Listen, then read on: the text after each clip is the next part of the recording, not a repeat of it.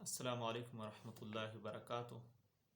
سورۃ الفرقان، اسی کی ایک دو تین آیات پڑھتے ہیں اور مختصر تشریح اور ترجمہ۔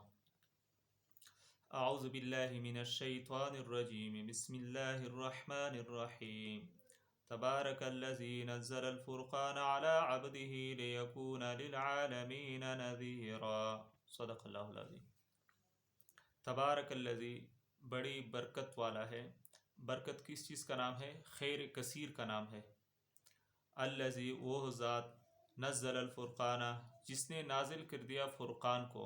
اب فرقان حق اور باطل کے درمیان امتیاز کا نام ہے، کہ ایک طرف حق ہو ایک طرف باطل ہو، ان دونوں کے درمیان امتیاز کر دے، فرق کر دے، اس کا نام ہے فرقان۔ تو قرآن پاک کی ایک نام جو ہے فرقان ہے۔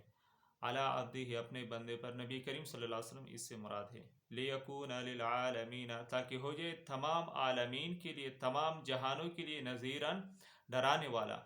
اسی آیت سے یہ بھی بات ثابت ہو گئی کہ نبی کریم صلی اللہ علیہ وسلم کی بعثت اور نبی کریم صلی اللہ علیہ وسلم کی نبوت یہ صرف ایک قبیلے کے لیے، ایک قوم کے لیے نہیں، بلکہ تمام جہانوں کے لیے ہے، تمام عالمین کے لیے ہے۔ اور باقی دوسرے حضرات انبیاء کرام کی جو بعثت اور رسالت ہوتی تھی، وہ کسی خاص قبیلے کے لیے، کسی خاص قوم کے لیے، کسی خاص زمانے کے لیے۔ لیکن نبی کریم صلی اللہ علیہ وسلم کی یہ جو نبوت ہے، رسالت ہے، یہ تمام جہانوں کے لیے ہے، اور یہ ہم سب کی خوش نصیبی ہے کہ ہم اسی امت کا حصہ ہے۔ تو ایک صحیح مسلم کے اندر بھی ایک حدیث ہے، نبی کریم صلی اللہ علیہ وسلم نے اپنے لیے 6 خصوصی فضائل بیان فرمائے ہیں۔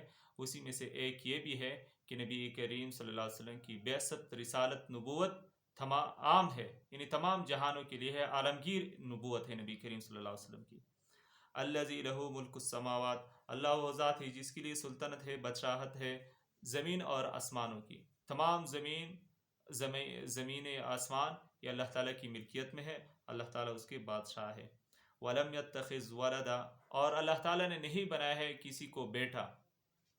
ولم یکن لہ شریک فی الملک، اور نہ اللہ تعالیٰ کے ساتھ کوئی شریک ہے اس کی بادشاہت میں۔